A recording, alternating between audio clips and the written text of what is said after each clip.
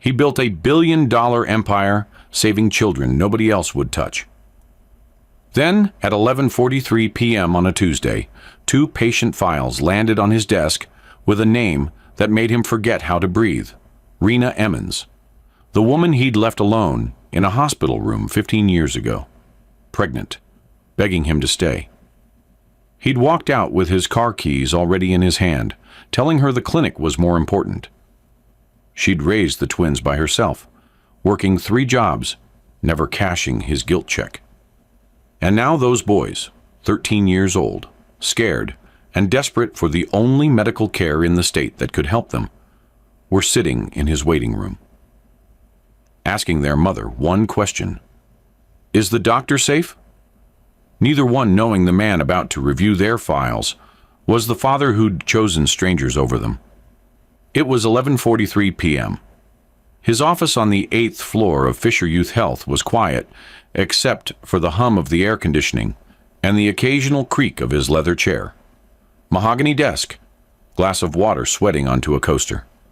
A stack of case files waiting for review before tomorrow's board meeting. Paul had been doing this for 15 years, reading files, approving treatment plans, ensuring every child who walked through his doors got the care they deserved. But he never read names. That was rule number 1. Names complicated things. Names led to faces. Faces led to stories. And stories interfered with objectivity. He reviewed by number, by symptom cluster, by risk index, by protocol, cold, clinical, effective, until file J3147 and H3B148. Twin intake, same address, same insurance provider, same emergency contact, and one name that made the air leave his lungs so fast he thought for one dizzy second that he might die at his desk. Emergency contact, Rena Emmons. His hand froze mid-page. The file corners bent slightly under the pressure of his grip. He blinked, read it again. The letters didn't change. Rena Emmons. He hadn't heard that name in 15 years. Hadn't allowed himself to think it. Hadn't dared to wonder what became of her after he walked away. But here it was, printed neatly in 12-point font, right there in the emergency contact field of 2 case files for transgender youth seeking gender-affirming care. Paul's throat tightened. He forced himself to keep reading. Patient J3147. Joseph Emmons, age 13. Assigned female at birth. Identifies as male. Interests include theater, painting, and digital design. Socially transitioned at age 12. Seeking hormone blockers and therapeutic support. Patient H3148. Henry Emmons, age 13. Assigned male at birth. Identifies as non-binary, trans-masculine. Interests include poetry, creative writing, and spoken word. Socially transitioned at age 12. Seeking hormone blockers and therapeutic support. Twin boys, 13 years old. Born minutes apart, according to the intake notes. Raised side by side. Both transgender. Both seeking care from the clinic Paul built. Both with Rena's name listed as their mother. Paul pressed his palms flat against the desk. His heart hammered against his ribs. His vision blurred at the edges. 15 years ago, Rena had stood in a hospital room alone, one hand pressed to her stomach, the other clutching an ultrasound printout. He could still see it. Twin A, Twin B. 2 grainy shapes on glossy paper. She'd looked at him with those steady brown eyes, the ones that had always seen through his carefully constructed speeches, the ones that never let him hide. And she'd said, "I need you." And he'd said, "I can't do both." "The timing isn't right," he'd told her. "The clinic needs me. This could change everything. I have to focus. I can't be distracted. I can't afford complications." He hadn't said children. He'd said complications. She hadn't cried. She'd just nodded once. A single, decisive movement. Then she'd said, "Then don't." And he'd left. He'd walked out of that hospital room, with his keys already in his hand, his mind already shifting to the funding meeting he had the next morning, the interview scheduled for Thursday, the grant application due by the end of the month. He'd told himself it was the right choice, the necessary choice. The clinic could save thousands of children. His personal life was a footnote. Rena had left with a suitcase, a settlement check she never cashed, and 2 heartbeats growing inside her. Paul had built an empire dedicated to helping children like the ones he never knew existed. Now those children's files were on his desk. He flipped back to the therapist's notes. Dr. Sarah Mehta had conducted the intake 3 months ago. Joseph. Consistent, persistent, insistent. Patient demonstrates clear and sustained gender dysphoria.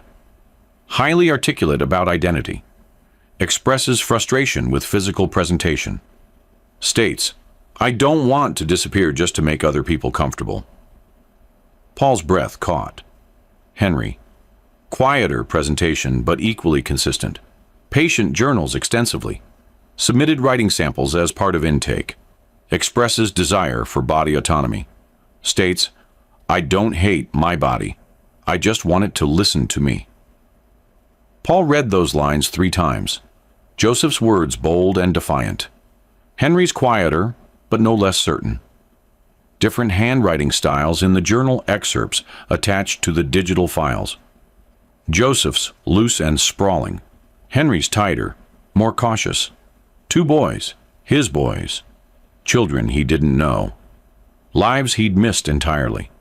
He'd built protocols for this, advocated for children whose parents rejected them, spoken on stages about unconditional care, testified before legislative committees about the life-saving necessity of gender-affirming health care, written op-eds, fought insurance companies, stood in hospital boardrooms and demanded better.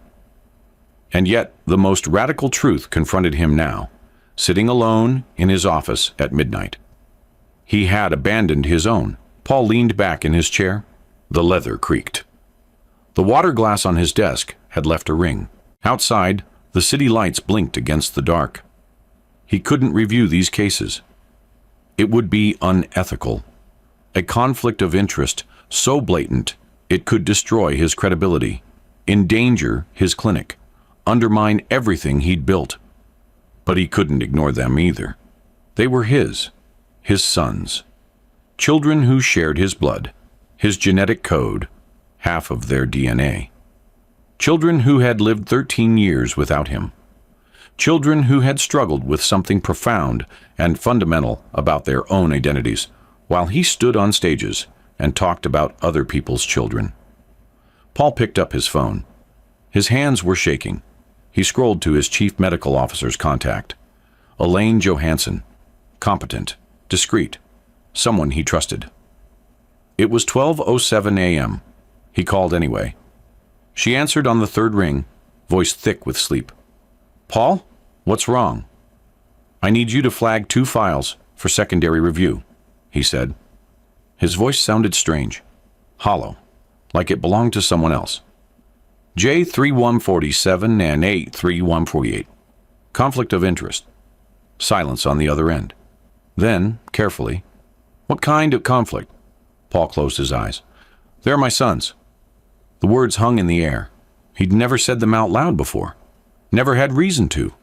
Never had the right to. Elaine inhaled sharply. Paul, I didn't know, he interrupted. I didn't know they existed. Their mother and I... It ended 15 years ago, before they were born. I need you to take over their care plan. I'll recuse myself from any medical decisions. But I need to be informed. I need to know they're getting what they need. Does their mother know you're aware? Not yet. Another pause. Paul, this is... I know. She's going to have to be notified. Protocol requires disclosure of any conflict that might affect care. I know, he said again. I'll call her in 3 days. Give you time to... I don't know. Prepare. There's no preparing for this, Elaine. No, she agreed quietly. I suppose there isn't. They hung up. Paul sat in the dark. The files were still open on his desk. Joseph's face in the attached photo. School picture, probably. Short hair. Confident smile. Eyes that looked startlingly like Paul's own brother, Danny. Henry's photo beside it. Softer expression. Quieter. Hair longer, pushed behind one ear. A slight smile that didn't quite reach his eyes. Paul had missed everything. First steps, first words, first days of school, first heartbreaks, first moments of clarity, when they realized something fundamental about themselves. First times they'd voiced it out loud. He'd built this clinic because of Danny, his younger brother. 14 years old when he'd told Paul, voice shaking, "I think I'm supposed to be a girl." Paul had been 16, terrified. He'd told their parents, thinking they'd help, thinking they'd know what to do. Their father had sent Danny to conversion therapy. Danny had died by suicide 6 months later. Paul had found the journal Danny left behind. One line underlined 3 times in shaky handwriting. Nobody stayed. At Danny's funeral, Paul had made a promise at the graveside. He'd been 17, drowning in a suit that was too big, tie choking him. He'd whispered the words into the cold November air. "I'll stay. For every kid like you, I swear." And he had. For 30 years, he'd stayed. He'd built Fisher Youth Health from nothing, fought for funding, advocated for policy changes, became the loudest voice for children nobody else would defend. But when his own children needed him, before they even existed, he'd walked away. The irony was so sharp, it cut. In 3 days, Elaine would call Rena. And Rena would know that Paul knew. That after 15 years of silence, of absence, of building monuments to his guilt, without even understanding what he'd lost, he'd finally seen their names. Joseph, Henry, his sons. The question wasn't whether they'd let him into their lives. The question was whether he deserved to ask. Whether showing up 15 years late to a story that had been written without him meant anything at all. Whether presence could ever compensate for absence. Whether fatherhood was something you earned or something you simply tried to become even when you had no right to. Paul closed the files, turned off his desk lamp, sat in the darkness of his office on the 8th floor, surrounded by plaques and awards and framed articles about the visionary doctor who saved children. And for the first time in his life, success felt like ash. You know, stories like this, about parents who abandon their children and then have to face what they've done. They don't get told enough. If you've ever had to reckon with someone who walked away, or if you've been the one who left, this story might feel like it's yours too. Subscribe, because we're just getting started. And trust me, you'll want to see how this ends. But to understand how we got here, we need to go back. Back to the moment Rana first brought her sons to that clinic. Back to the day she had no idea she was about to walk into the building her ex built. Back to the moment when everything changed, even though she didn't know it yet. 3 months earlier, Rena sat in a waiting room that smelled like lavender and lies, holding 2 intake forms she could barely read through the tears she refused to let fall. She was sandwiched between Joseph and Henry on a couch that was trying too hard to be comfortable. Joseph to her left, knee bouncing like a jackhammer, nervous energy radiating off him in waves. Henry to her right, hands folded in his lap, staring at his fingernails like they held answers to questions he hadn't yet learned to ask. Fisher Youth Health, the only comprehensive gender-affirming clinic for minors in the entire state. The only place that would see them without requiring a referral from a pediatrician who didn't believe them, or a therapist who wanted to explore other possibilities first, or a psychiatrist who thought maybe they just needed more time. They'd been on the waiting list for 6 months, since the boys were 12. Rena had called every week for the first 3 months just to make sure they hadn't been forgotten, hadn't slipped through some administrative crack. The receptionist had been kind but firm. "We see every child on our list, Mrs. Emmons. I promise. We just have more kids who need us than we have hours in the day." Rena looked around the waiting room. Soft blue walls, framed art prints, abstract, colorful, nothing too specific or gendered. A low table with magazines, a bowl of dum-dums on the reception desk, the kind with the white sticks and brightly colored wrappers. Joseph had already gotten up twice to grab candy, cherry the first time. Now he was unwrapping a second one, green apple, while his leg continued its relentless rhythm against the carpet. Henry hadn't moved, just sat there, still and quiet, the way he did when he was trying to take up less space, when he was trying to disappear without actually leaving. She had no idea whose building she was sitting in. Joseph Emmons? Henry Emmons? A woman appeared in the doorway, clipboard in hand, kind face, name tag that read Dr. Sarah Maida. Rena stood. The boys followed. They were led down a hallway that smelled like fresh paint and new carpet. Dr. Maida's office was small but warm. 2 chairs for the boys, one for Rena slightly behind them. A desk with a computer, a cup of pens, a framed photo of a golden retriever. "So," Dr. Maida said, settling into her chair and smiling at the boys. "Tell me about yourselves. What do you like to do?" Joseph sat up straighter. "I paint, and I'm in the drama club at school. I want to study design, like set design or costumes or something. I like making things look the way they're supposed to look." "That's wonderful," Dr. Maida said, typing notes. "And you, Henry?" Henry's voice was softer. "I write. Poetry, mostly. Some short stories. I do spoken word sometimes at open mics, when I'm brave enough." "That takes a lot of courage," Dr. Maida said. "I'd love to read some of your work, if you're willing to share." Henry nodded, a small smile flickering at the corner of his mouth. Dr. Maida leaned forward slightly, her tone shifting to something more intentional. "I want to ask you both something important. When did you first know? About your gender, I mean. When did you first realize that the identity people assigned to you didn't fit?" Joseph didn't hesitate. "I've always known. I just didn't have words for it. Like when I was little, I'd get so angry when people called me a girl. I didn't know why it made me so mad. I just knew it felt wrong, like someone was calling me by the wrong name over and over, even though I kept correcting them." Henry took longer to answer.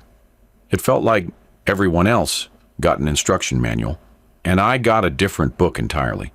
Like everyone around me knew exactly how to be the thing they were supposed to be, and I was just guessing, getting it wrong, watching myself in mirrors and wondering why the person looking back didn't match what I felt inside." Rena's throat tightened. She'd heard them say these things before, late at night in the kitchen, or in the car on the way to school, or in whispered conversations she wasn't supposed to overhear. But hearing them say it here, in this room, to this doctor who was writing it all down and nodding like it made perfect sense, it made it real in a way it hadn't been before. Dr. Maida asked more questions about school, about friends, about how they felt in their bodies, about what they hoped treatment might help them with. Joseph was animated, gestured with his hands, talked about wanting to feel comfortable in his own skin, about not wanting to dread puberty, about wanting to look in the mirror and recognize himself. Henry was quieter, but no less clear. He talked about wanting his body to cooperate, about not hating it, but not feeling at home in it either, about wanting to stop feeling like a guest in his own life. What Rena didn't know, what she couldn't have known, was that the man who founded this clinic had walked away from her 15 years earlier. That every protocol, every policy, every safeguard Paul Fisher built was penance for a sin he didn't even know he'd committed. But that reckoning was coming. The appointment lasted 90 minutes. At the end, Dr. Maida smiled at both boys. "You're both incredibly articulate and self-aware. I'm going to recommend that we move forward with a treatment plan that includes therapy and, when you're ready, puberty blockers. We'll take it one step at a time. You're in control here. This is your journey." Joseph exhaled like he'd been holding his breath for months. Henry's shoulders dropped an inch. Relief, visible and immediate. Afterward, Rena sat in her car in the parking lot. Engine off. Joseph in the passenger seat. Henry in the back. Both of them quiet now. The adrenaline fading into something softer. Rena gripped the steering wheel with both hands. Stared through the windshield at the building they'd just left. Fisher Youth Health. 8 stories of glass and steel. A place that had just told her sons they were seen. That they were believed. That they weren't broken. "Whatever happens," she said, voice steady even though her hands were shaking, "I'm with you, both of you, forever." Joseph reached forward from the passenger seat and squeezed her shoulder, his hand warm and solid and real. Henry leaned forward from the back seat. "We know, Mom." Rena started the car, pulled out of the parking lot, drove home through streets that looked the same as they had that morning, but somehow felt different. Like the world had shifted slightly on its axis, and she was the only one who'd noticed. She didn't know that in 3 months, her son's files would land on a desk she'd spent 15 years trying to forget. That the man who'd abandoned her would read Joseph's words. "I don't want to disappear just to make other people comfortable." And Henry's words, "I just want my body to listen to me and finally understand what he'd lost." The intake was approved. The boys would begin therapy, and in 3 months, their files would land on a desk Rena never wanted to see again. But Paul Fisher's story didn't begin the night he saw those files. It began 30 years ago, when he decided to dedicate his life to children nobody else wanted to save. The question is, why? Paul Fisher built his empire on one belief, that children deserve adults who show up. The irony would eventually destroy him. Pay attention to why he built this. It explains everything that happens next. The story begins 30 years earlier. Paul Fisher, at 16 years old, sitting on the edge of his bed at 2 in the morning, listening to his younger brother cry through the wall that separated their bedrooms. Danny was 14, small for his age, quiet in the way that made teachers forget he existed and bullies remember he was there. He'd knocked on Paul's door that night, eyes red, hands shaking, and said the words that would change both of their lives. "I think I'm supposed to be a girl." Paul had frozen. He was 16. He didn't know what to say, didn't know what it meant, didn't know how to help. So he did what teenagers do when they're terrified and out of their depth. He told their parents. He thought they'd help, thought they'd know what to do, thought maybe there was a doctor or a therapist or someone who could explain this, who could make Danny feel less alone. Their father sent Danny to conversion therapy instead. 3 sessions a week. A church basement that smelled like mildew and shame. A man with kind eyes and cruel convictions who told Danny that what he felt was a sickness. That prayer could fix it. That God didn't make mistakes, so Danny must be choosing this. Danny stopped talking after the 2nd week, stopped eating after the 4th. Moved through the house like a ghost, transparent and weightless and already halfway gone. 6 months later, Paul found him in the bathroom. The details don't matter. The aftermath does. Paul found Danny's journal 3 days after the funeral. hidden under the mattress, pages and pages of careful handwriting, poems, sketches, prayers to a God who didn't seem to be listening.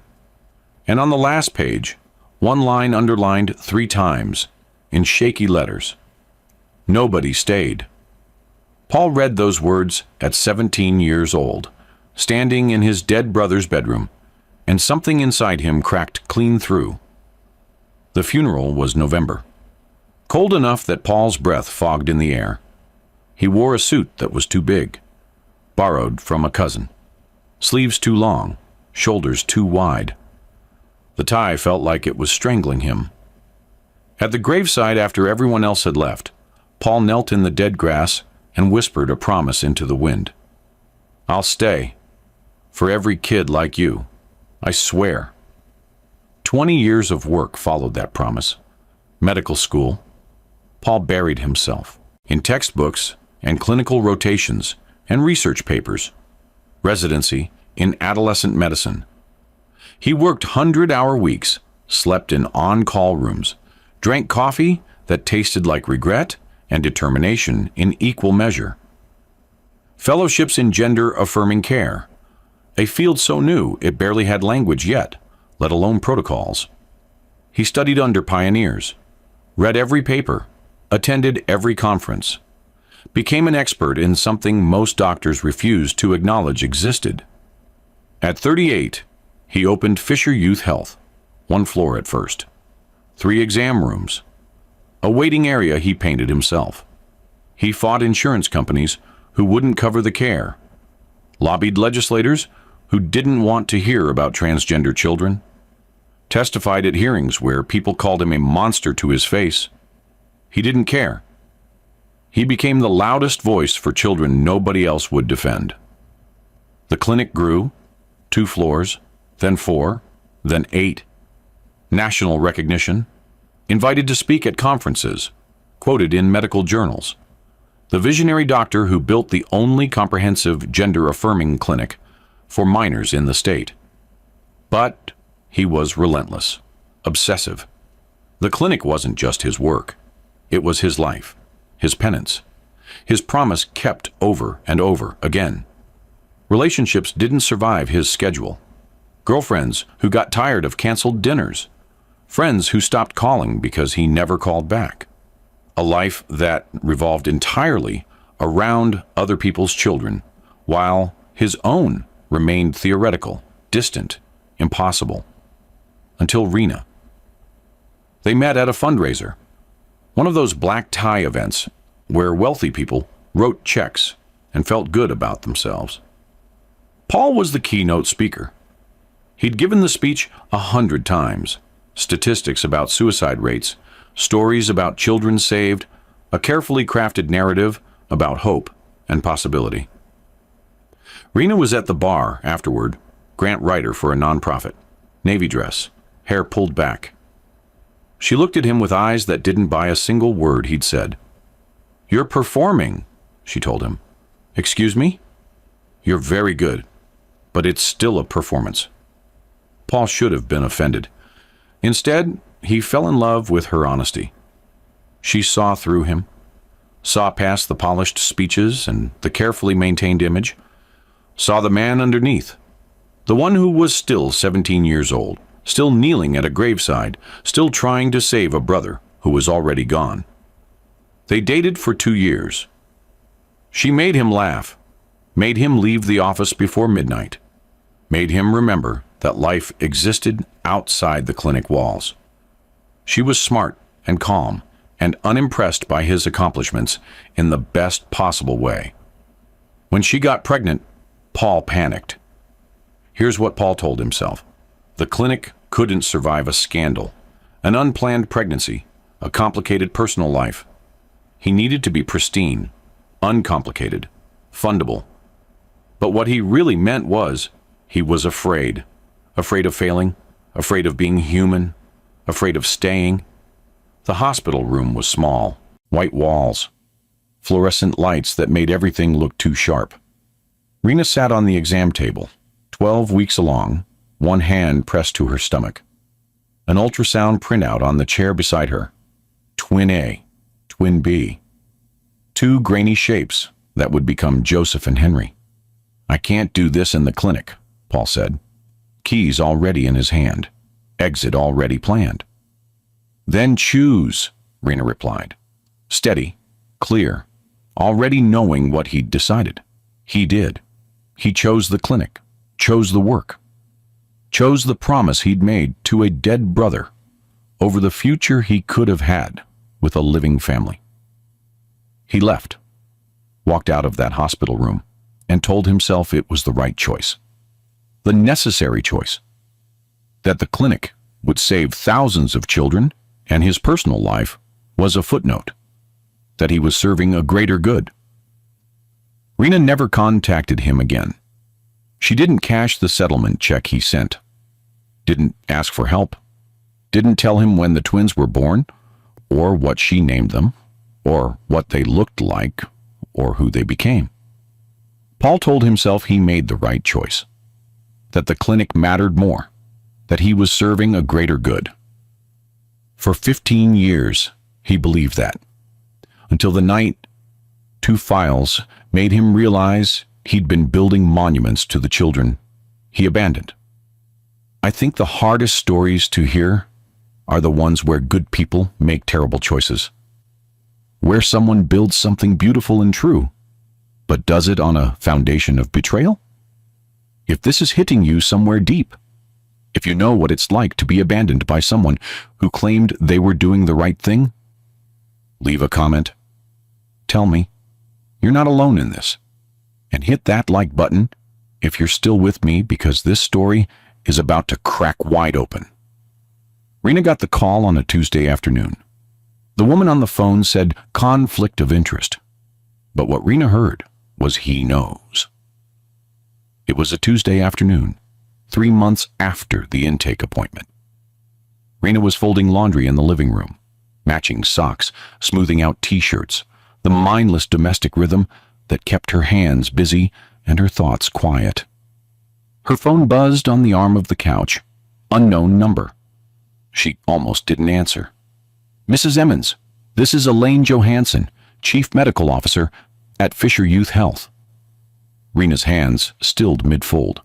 Her stomach dropped. When clinics called unscheduled, it was never good news. Yes? I need to inform you that due to a conflict of interest, your son's files have been flagged for secondary review. The room tilted. Rena sat down hard on the couch, the laundry basket sliding off her lap, clean clothes spilling onto the floor. What conflict? Her voice came out steadier than she felt. A pause. Professional, careful, the kind of pause that meant someone was choosing their words very deliberately. Our CEO has requested to personally oversee their case. He's recused himself from making medical decisions, but he's asked to be informed of their care plan. Silence. Rena's heart hammered so hard she could hear it in her ears. Why? Another pause. Longer this time. I believe that's a conversation you should have with him directly. Rena's hand started shaking. She gripped the phone tighter. Are you denying them care? No, Elaine said quickly. Absolutely not. Dr. Mato will continue as their primary physician. I'll be overseeing their treatment plan personally. Nothing changes in terms of their access to services. This is purely a disclosure requirement. We're legally obligated to inform you when there's a potential conflict that might affect care. But there isn't one, Rena said. You just said nothing changes. Medically, no. But ethically, we have to be transparent. Mrs. Emmons, your sons will receive the same standard of care as every other patient. I give you my word. What Rena decides in the next 5 minutes will change all 4 of their lives. When does he want to meet them? Rena asked. That's entirely up to you and your sons. He's made no demands. He simply wanted you to know that he knows. Rena closed her eyes. 15 years. 15 years of silence, of raising these boys alone, of building a life that didn't include Paul Fisher in any capacity. And now, He was back, inserted into the most vulnerable moment of her son's lives through sheer coincidence and the cruelty of fate. "I need to talk to them," Rena said. "Of course. Take all the time you need. If you decide you'd like a meeting, call me directly. If you'd prefer to transfer care to another provider, we can arrange that as well. Though, I'll be honest, we're the only clinic in the state that provides comprehensive gender-affirming care for minors." "I know," Rena said quietly. She hung up. The phone felt heavy in her hand. She set it down on the coffee table like it might explode. Her hands were shaking visibly now. She pressed them flat against her thighs, trying to steady herself, trying to breathe. Joseph and Henry were at the kitchen table, homework spread out between them. Math worksheets, history notes, the ordinary debris of ordinary teenage lives. They looked up when she walked in. "Mom?" Henry's voice, soft and worried. Rena pulled out a chair and sat down, folded her hands on the table, looked at both of her sons, 13 years old, growing into themselves, brave in ways she'd never had to be. Deep breath. "The man who runs the clinic is your biological father." Joseph's eyes widened. His pencil clattered onto the table. Henry went very still. That particular kind of stillness he had when he was processing something too big to react to immediately. "Did he know about us?" Joseph asked. "No." "Does he want to meet us?" Henry asked, quieter. "I don't know. The clinic called to tell me he knows. That he saw your files. He's not making your medical decisions. They've assigned someone else for that. But he asked to be informed about your care plan." Joseph leaned back in his chair, arms crossed. "Do we have to meet him?" "Absolutely not. This is your choice. All of it. This is what fierce love looks like. Not protecting them from the truth, but giving them the power to decide what happens next."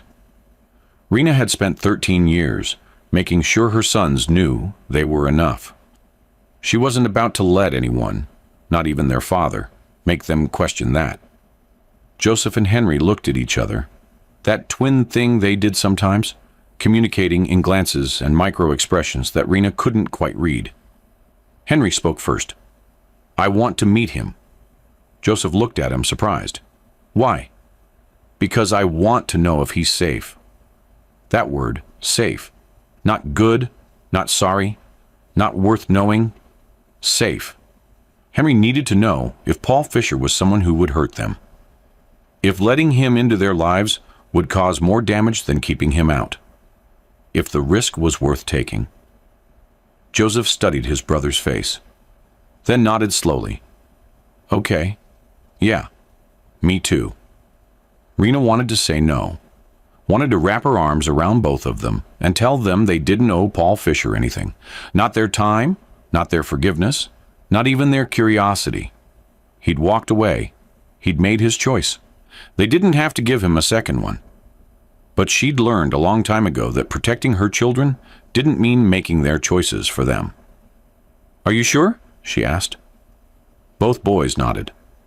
Rena picked up her phone, dialed the number Elaine Johansson had called from. "Mrs. Emmons?" Elaine answered on the second ring. "Set up a meeting, but I'm there the entire time. Of course, I'll coordinate with everyone and call you back with options for dates and times." Rena hung up again. Joseph reached across the table and squeezed her hand. Henry got up and hugged her from behind, his chin resting on top of her head, the way he did when he was little, and she was sad. "We're okay, Mom," Joseph said. "I know," Rena replied. "I just wish you didn't have to be." The meeting was scheduled for the following week. Paul had 7 days to figure out what to say to the children he abandoned. Rena had 7 days to decide if she could sit in the same room as the man who chose ambition over her. And Joseph and Henry had 7 days to prepare for the stranger who shared their blood, but none of their history. Paul didn't sleep for 6 of those 7 nights. Paul rewrote his introduction 47 times. Every version sounded like a lie.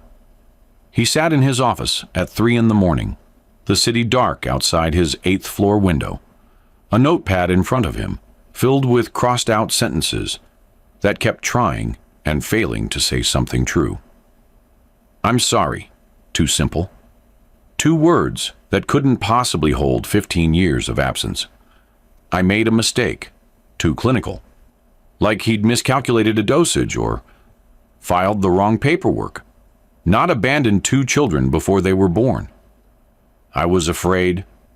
Too honest? Or not honest enough? He pressed his palms against his eyes until he saw stars. 5 days until the meeting.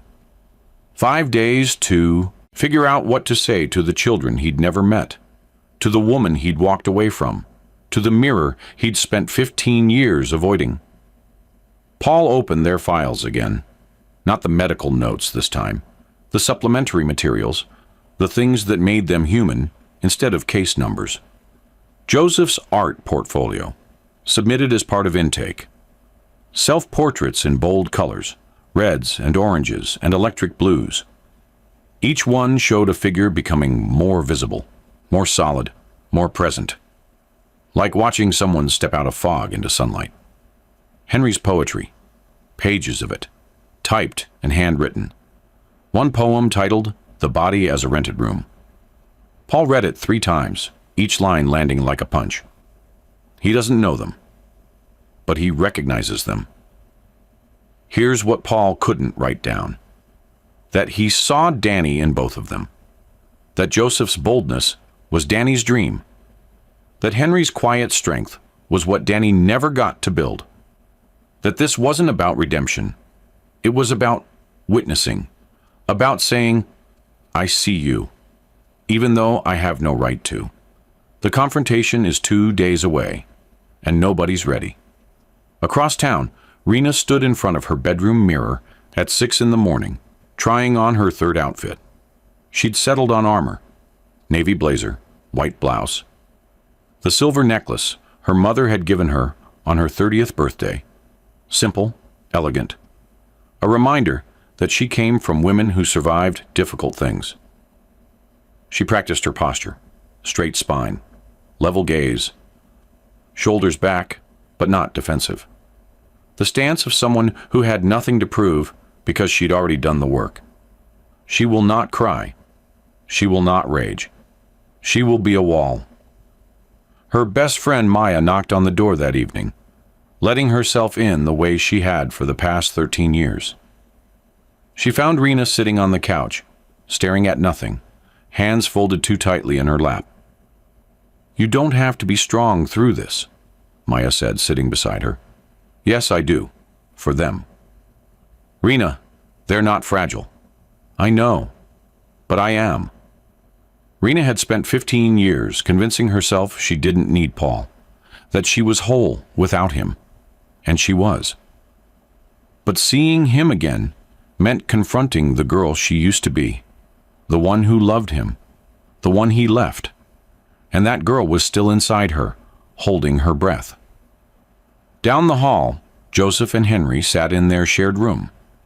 Joseph on his bed, phone in hand, scrolling through Paul Fisher's Wikipedia page for the 3rd time that week. He's testified before Congress, Joseph said. So? Henry replied from his desk, where he was pretending to do homework. So he's kind of a big deal. Not to us. Joseph set his phone down. Henry closed his journal, the one he'd been writing in, but not actually writing in, just staring at blank pages. I don't want to like him, Henry admitted quietly. Me neither, Joseph agreed. But what if we do? Silence. The kind that sits heavy between people who know each other too well to lie. Then we figure it out, Joseph said finally. The night before the meeting, Paul sent an email to Elaine at 11:53 p.m. Subject, tomorrow. Body. I don't know how to do this. Her response came 6 minutes later. Nobody does. Just show up. Paul didn't sleep. He watched the clock count down the hours. Rehearsed sentences that all felt inadequate. Thought about Danny. Thought about Rena. Thought about the twins whose lives had gone on perfectly fine without him, who didn't need him then and probably didn't need him now. Rena lay awake in her own bed, staring at the ceiling. Joseph and Henry were asleep down the hall. She'd checked twice, standing in their doorway like she did when they were babies, making sure they were breathing, making sure they were real. She thought about the ultrasound printout Paul never saw. Twin A, Twin B, two grainy shapes on glossy paper that had become two whole people with opinions and art and poetry and questions about their own bodies. He missed all of it. First steps, first words, first days of school. First time Joseph cut his own hair in the bathroom with kitchen scissors. First note Henry left on her pillow, saying he didn't think he was a boy. First moments of clarity. First moments of fear. First moments of becoming. All of it. He missed all of it, and now he wanted to show up. The meeting was set for 2 p.m. Conference room C, neutral territory. Paul arrived 15 minutes early. Rena arrived exactly on time. And when Joseph and Henry walked through that door, all four of them would have to face the same question. Can you forgive someone who doesn't deserve it? And more importantly, should you? You know what's wild? Most of us spend our whole lives avoiding conversations like this. The hard ones. The ones where you have to sit across from someone who hurt you and decide if they get access to your life again. If you've ever had to make that choice, to let someone back in or to keep the door closed, share this video with someone who needs to hear it. Because what happens in that conference room, it's going to surprise all of us. The conference room smelled like recycled air and regret. Paul stood when they entered. That was his first mistake. It made him look like he was trying, and trying felt like manipulation. Conference room C smelled like recycled air and regret. Gray carpet, white walls, a long table with 6 chairs, a pitcher of water, and 4 glasses arranged with corporate precision. Neutral territory, Elaine had called it. But there was nothing neutral about this. Paul had arrived 15 minutes early. Sat, stood, sat again, practiced opening lines that all sounded hollow. Finally settled on standing behind the table, hands clasped in front of him, like he was about to deliver a presentation. When the door opened, he stood straighter. Instinct, manners, the reflex of someone who'd spent 30 years performing professionalism. Rena entered first. Navy blazer, white blouse, silver necklace catching the fluorescent light. Her face was a mask, calm, composed, impenetrable. She looked exactly like she had 15 years ago, and nothing like her at all. Joseph and Henry flanked her. Matching heights now, though Joseph stood with his shoulders back, chin up, while Henry's posture was quieter, more guarded. Rena's hand rested on Henry's shoulder. Joseph's jaw was tight. Paul's hands hung at his sides, suddenly unsure where to put them. Sit, Rena said. They did. Rena in the center, the boys on either side of her, a united front. Paul lowered himself into the chair across from them, the table between them feeling simultaneously too wide and not wide enough. He opened his mouth. Rena cut him off. You don't get to speak first. Silence.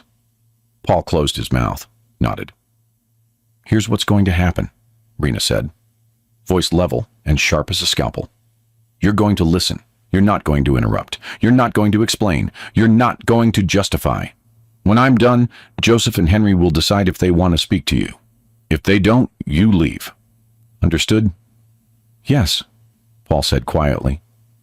Rena's hands were folded on the table. Steady, no tremor, no tell.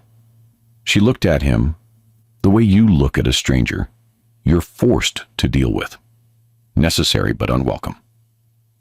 15 years ago, you left me in a hospital room. I was 12 weeks pregnant. You said the clinic mattered more, that your work was bigger than us. I believed you. Not because I agreed, but because I didn't have a choice. I raised them alone. I worked 3 jobs to keep us afloat. I didn't cash your settlement check. I didn't need your money. I needed you. They needed you. But you chose a building. The words landed like stones. Paul felt each one. So here's what you don't get to do. You don't get to be their savior. You don't get to swoop in now and play father. You don't get to use them as proof that you've grown. If they let you into their lives, it's because they choose it. Not because you've earned it, because you haven't. Paul's eyes glistened. He blinked hard, kept his gaze steady on Rena's face. He didn't speak. There was nothing to say that wouldn't sound like exactly what she'd just forbidden. An explanation, a justification, an excuse? Rena leaned back slightly, turned to Joseph and Henry. Your turn, if you want it. Joseph leaned forward, elbows on the table.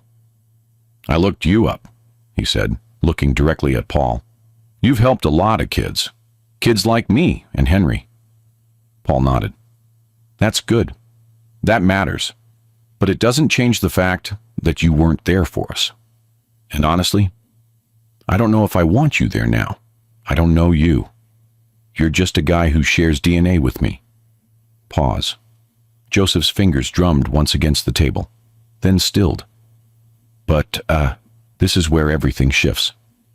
Pay attention. Joseph continued. But Henry wants to meet you, and I want to support him. So I'm here. I'm listening. But don't think that means I've forgiven you. I don't, Paul said. I wouldn't expect. I wasn't finished, Joseph said. Paul went silent. You don't get to tell us how to feel. You don't get to make this easier by apologizing and moving on. If we let you in, it's going to be slow, and it's going to be on our terms, not yours. Understood, Paul said. Watch what Henry does next. It matters. Henry's voice was soft when he spoke, but it carried in the quiet room. I wrote a poem once called The Father I Never Met. It was about you. I didn't know your name or your face, but I knew you were out there. I used to imagine you were dead. It was easier that way, less painful than thinking you chose not to know us. Paul's breath caught audibly. When Mom told us you run this clinic, I was angry, because you built this whole thing for kids like me, but you couldn't stay for me. That's messed up. Silence. Henry's hands were folded in his lap now, fingers interlaced tightly. But I think maybe you were running from yourself, from your own fear. And I get that. I've been afraid my whole life, afraid of my body, afraid of how people see me, afraid I'll never feel like myself. Henry looked directly at Paul for the first time. Their eyes met. Paul saw something in Henry's expression that reminded him so sharply of Danny it hurt. That particular combination of vulnerability and steel. Henry turned to Rena. Is he safe? Rena considered the question. Considered Paul. The silence stretched. I don't know, she answered honestly. Henry nodded, turned back to Paul. I want to know why you left. Not an excuse. The real reason? Paul's voice cracked when he spoke. I was terrified, not of being a father, of failing at it. My brother, his name was Danny, he died when I was 16. He was transgender. Our parents sent him to conversion therapy. He didn't survive it. I promised at his grave that I would stay for every kid like him, that I would build something that protected them. But when Rena told me she was pregnant, all I could think was, what if I mess this up? What if I fail you the way my parents failed Danny? So I ran. I chose the clinic because it was easier to save strangers than to risk failing you. I was a coward, and I'm sorry. The words came out raw, unpolished. Nothing like the 47 versions he'd written and crossed out. Silence settled over the room like snow. Joseph looked at Henry. Henry looked at Rena. Rena looked at Paul. "That's not good enough," she said quietly. "But it's honest. And maybe that's where we start." Paul nodded. He didn't trust his voice. "We're not making any promises," Rena continued. "But if the boys want to see you again, we'll arrange it. Supervised, structured, on their timeline." "Thank you," Paul managed. "Don't thank me," Rena said. "This isn't for you." They didn't hug. They didn't make promises. But they agreed to meet again. Paul wasn't forgiven, but he was seen. And sometimes that's the first step towards something that isn't quite redemption, but might be accountability. 3 weeks later, everything fell apart. The bill was introduced on a Thursday. By Friday, Fisher Youth Health was on every news channel in the country, and by Monday, Paul was being called a monster. State Bill 4427, Protecting Minors from Experimental Gender Procedures Act. The title sounded reasonable, protective, concerned. That was the point. The reality was a ban. Total and absolute. No gender-affirming care for anyone under 18.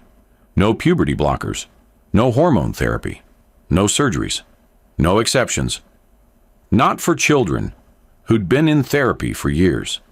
Not for teenagers who'd socially transitioned. Not for families who'd done everything right. If passed, Fisher Youth Health would be forced to close its doors. Paul got the call from his legal team at 7 in the morning. He was in his office, reviewing patient files, by number, always by number, when his phone buzzed. "We have 60 days, his attorney said, without preamble. "Then it goes to vote. What are our options? Testify at the public hearing, rally support, hope we can flip enough votes. But Paul, I'll be honest, the political climate right now isn't in our favor." Everything Paul built was about to be destroyed, and this time he couldn't run. By Friday afternoon, Paul's face was on every news outlet. Conservative pundits called him a predator. "He's mutilating children," one said, leaning into the camera with rehearsed outrage. "Profiting off confusion, destroying families." Progressive advocates called him a hero. "He's our only defense," a pediatrician said on a rival network. "Without Fisher Youth Health, these kids have nowhere to go."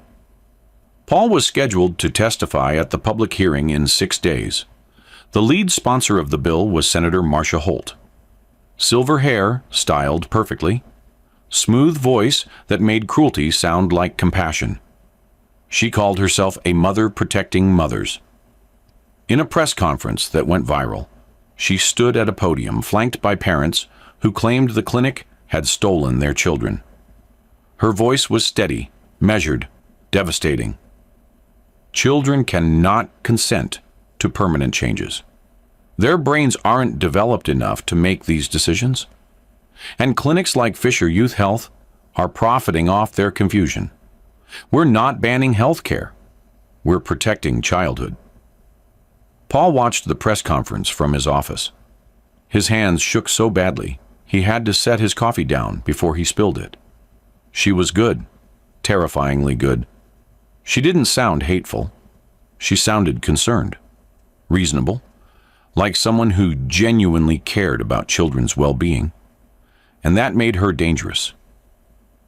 Rena saw the news on her lunch break. She was in the teacher's lounge at the community center where she worked part-time, heating up leftover pasta, when the TV on the wall showed Paul's face and the words "Gender Clinic Under Fire." She pulled out her phone, dialed the number she'd saved 3 weeks ago but hadn't used since. Paul answered on the second ring. "Rena, are you testifying?" "Yes." "So am I." Silence on the other end. "Rena, you don't have to. I'm not doing it for you. I'm doing it because if that clinic closes, kids like ours have nowhere to go, and I won't let that happen." "Thank you," Paul said quietly. "Don't thank me," Rena replied, echoing her words from 3 weeks ago. "This isn't about you. This is about every child who needs that building to stay open." That night, Joseph and Henry sat Rena down at the kitchen table. The same table where she'd told them about Paul. The same table where they'd made the decision to meet him. "We want to testify too," Joseph said. "No," Rena said immediately. "Absolutely not."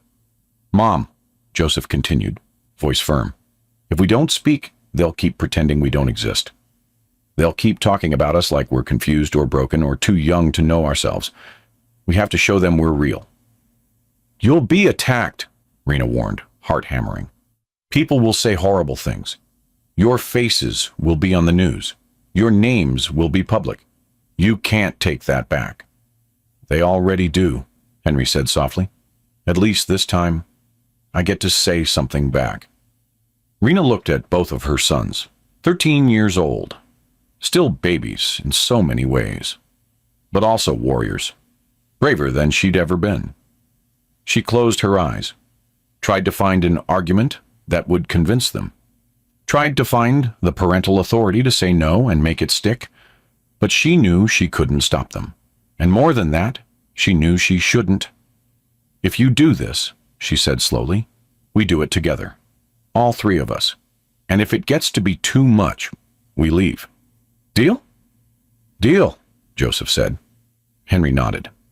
In 3 days, all four of them would stand in front of a legislative committee and tell the truth. But the truth doesn't always win. Sometimes it just makes you a target. Paul called Rena that weekend. "I heard Joseph and Henry are testifying." "They are. I tried to talk them out of it." "I'm glad you didn't succeed," Paul said. "The committee needs to see them, hear them, not as statistics or case studies, as people." "Paul, if this backfires, if they get hurt because of this—" "I know," he interrupted. "I know what's at stake. For all of us." The hearing was set for Monday, 9 a.m. Paul prepared testimony, rewrote it 17 times, each version trying to balance clinical expertise with personal confession. Rena prepared armor, another blazer, another necklace, another mask of calm she didn't feel. Joseph prepared art, the self-portrait he'd submitted with his intake, the one that showed him becoming visible. Henry prepared poetry, the body as a rented room, words he'd written in the dark and would now speak in the light.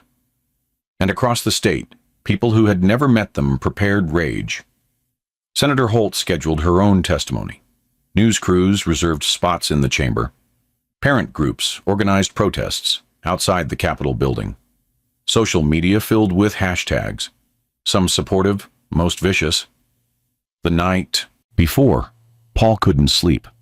Again. He sat in his office and thought about Danny, about promises made at gravesides, about the difference between building monuments and being present, about the possibility that everything he'd worked for could end in a single vote. Rena couldn't sleep either. She checked on Joseph and Henry 3 times, stood in their doorway, watching them breathe, wondered if she was making the right choice, letting them do this. Wondered if there was a right choice at all. Joseph and Henry lay awake in their shared room, staring at the ceiling, rehearsing words they hoped would matter. Paul walked to the microphone knowing this might be the last time anyone listened. So he told the truth. All of it.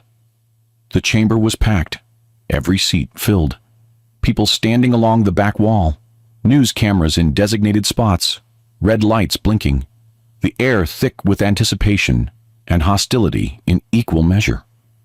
Paul's hands gripped the podium, wood grain under his palms. Microphone adjusted too high. He lowered it with shaking fingers. Camera flashes erupted. Murmurs rippled through the crowd. Senator Marcia Holt sat front and center at the elevated committee table, leaning forward slightly, skeptical, already prepared to dismiss whatever he said. Paul cleared his throat, began. "My name is Paul Fisher. I'm the founder and CEO of Fisher Youth Health. 15 years ago, I walked away from a woman I loved because I was afraid of failing as a father. She was pregnant with twins. I chose my career. I chose this clinic. I abandoned my children before they were born. Gasps. Actual audible gasps. Heads turning. Whispers spreading like wildfire. Paul didn't stop.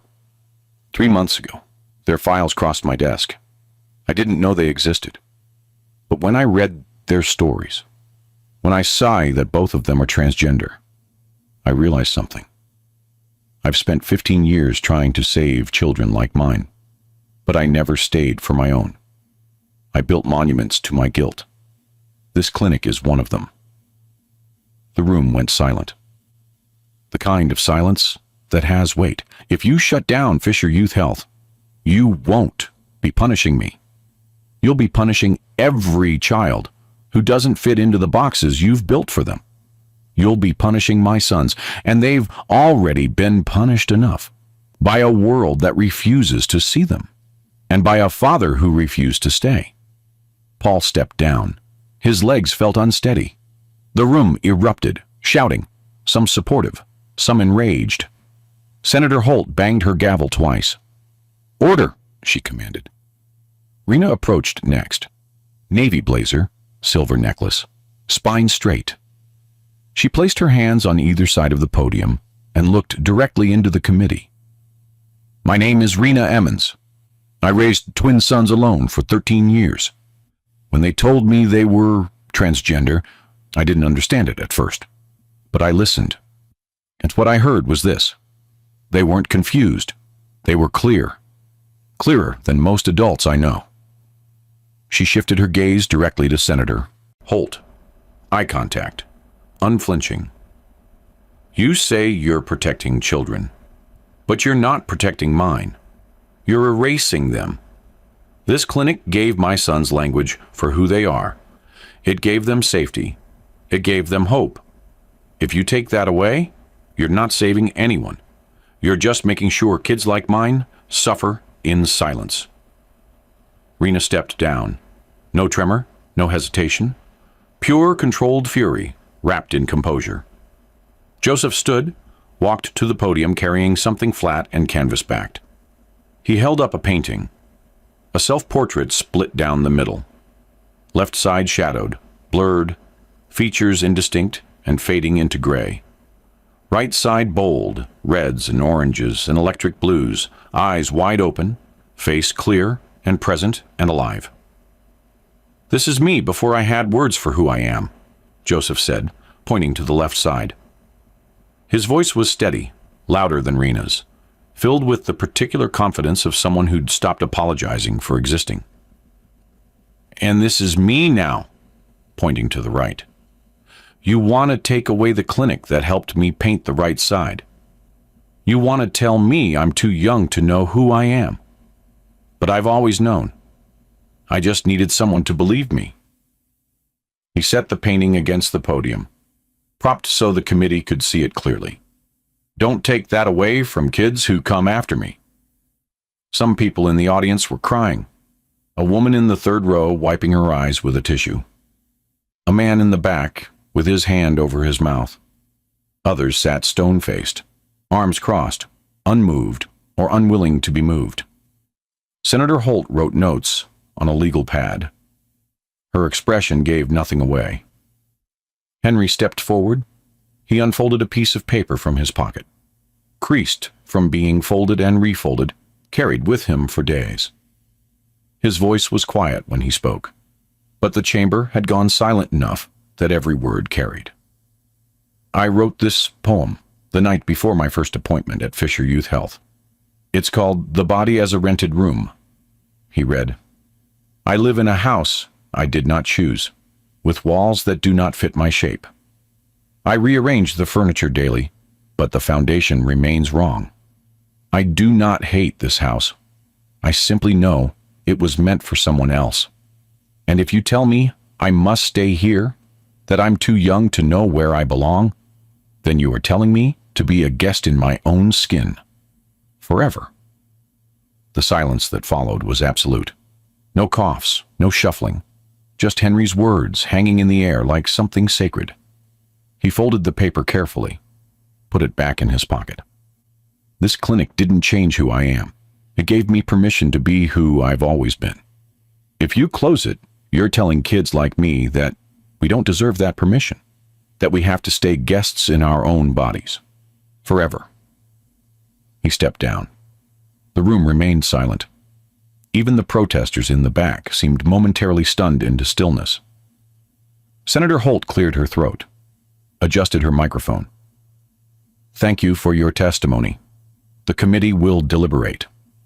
Cold, professional, clinical, like she'd just heard a weather report instead of 4 people laying their lives bare.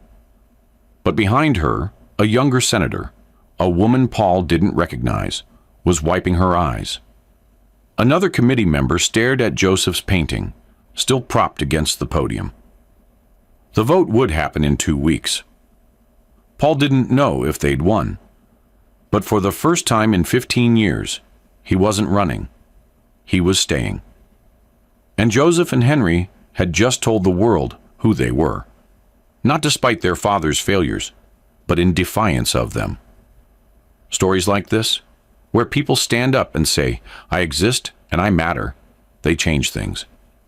Maybe not immediately, maybe not perfectly, but they plant seeds.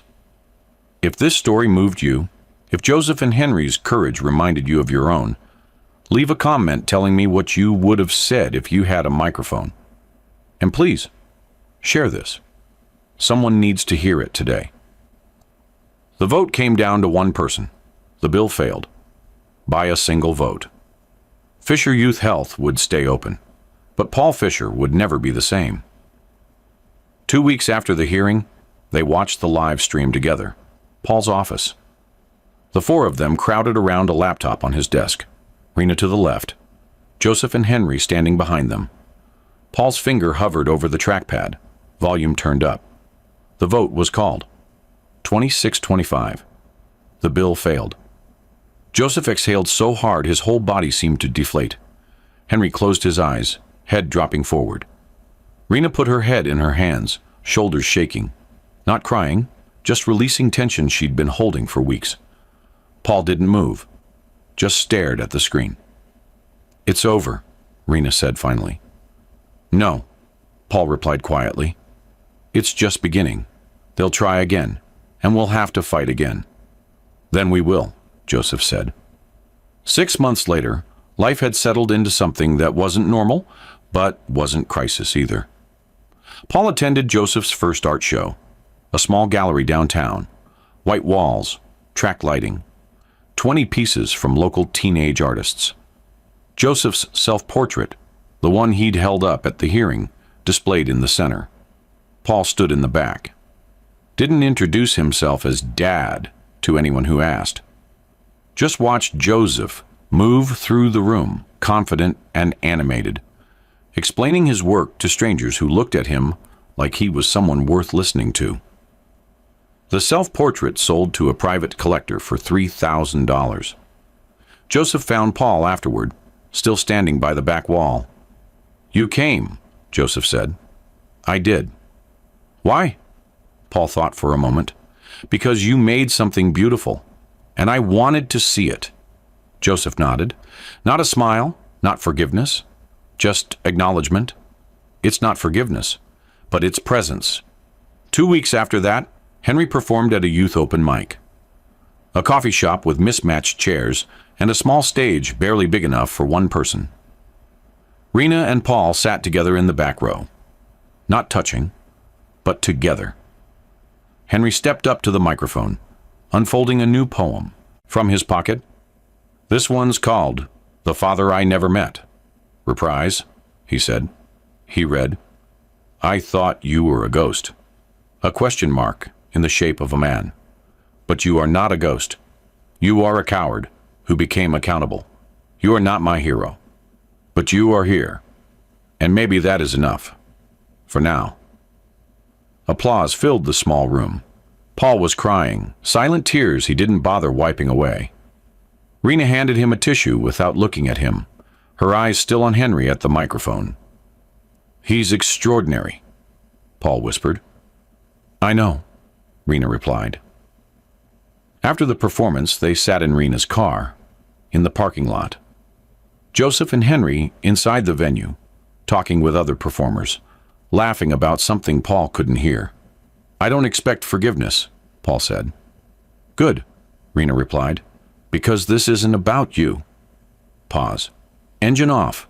Just the two of them in the dark. "But they're letting you stay." Paul nodded. "Why?" he asked. "Because they chose to. Not because you deserve it, but because they want to know you. Or at least, they want to try." Paul looked at her. Really looked at her for the first time in 15 years. "And you?" Rena thought for a long moment. "I don't forgive you," she said clearly. "I don't think I ever will. You abandoned me when I needed you most. You chose ambition over love. And that's not something I can just let go." Silence. "But," she continued, "I respect what you've built. The clinic matters. The work matters. And if you showing up for Joseph and Henry means they feel more whole, then I can tolerate you being around." Paul smiled sadly. "That's more than I deserve." "It is," Rena agreed. She reached into her bag, pulled out an envelope. Old, yellowed at the edges. The settlement check. 15 years old, never cashed. "I don't want this," she said. "I never did." Paul took it, looked at it for a moment. His signature, her name, an amount that meant nothing compared to what it was supposed to buy. He tore it in half. "Neither do I." 1 year later. Joseph's 14th birthday. Henry's 14th birthday. A small party at Rena's house. Balloons. Cake. A handful of friends from school. Paul was invited. He brought gifts. Sketchbooks for Joseph. Professional grade, the kind real artists use. Leather-bound journals for Henry. Pages thick enough for fountain pen ink. They blew out candles together. Paul didn't sing loudly, didn't take center stage. Just stood to the side and watched, voice barely audible under everyone else's. After cake, Henry approached him by the kitchen counter. "Can I ask you something?" "Anything?" "Do you regret it? Leaving?" Paul didn't hesitate. "Every single day." Henry nodded. "Good. You should." Paul smiled through tears. "You're right." Henry paused. Then, "But you're here now, and that's something." That night, Paul sat alone in his car outside Rena's house. He could see through the living room window, Joseph and Henry laughing with their mom. Rena's hands gesturing as she told some story. All three of them together in warm yellow light. He was not part of that circle. He may never be. But he could see it. And maybe, after years of running, seeing is enough. Paul Fisher built an empire for children he never knew. And in the end, the children he abandoned taught him the only lesson that mattered. That showing up isn't the same as saving. That presence isn't redemption. That accountability means staying even when you're not forgiven. Even when you're not welcomed. Even when all you get to do is witness. Today, Fisher Youth Health is still open. Paul still runs it, but he no longer speaks at every event. He's learned to step back. Joseph is 15 now. His artwork has been featured in 2 galleries. He's started a youth advocacy group. Henry is 15. He's published poems in 3 literary journals. He's writing a memoir. Rena is still their fortress, still their North Star. And Paul? He shows up. To art shows, to poetry readings, to birthdays. He doesn't lead. He listens. And slowly, carefully, he's learning what it means to be a father. Not the one he imagined, but the one they'll allow. Some legacies are built in boardrooms. Others are built in living rooms. Paul spent 30 years building the first. He'll spend the rest of his life earning the second. And maybe that's the real story. Not redemption, but reckoning. Not heroism, but humanity. Not perfection, but presence. If this story made you feel something, if it reminded you that it's never too late to show up, even when you don't deserve to, subscribe to this channel. We tell stories about people who fail, who try again, who learn the hard way. That love isn't about being perfect. It's about being present. And if someone in your life needs to hear that today, share this video with them, because sometimes the story someone else needs is the one you just finished. Thank you for being here. I'll see you in the next one.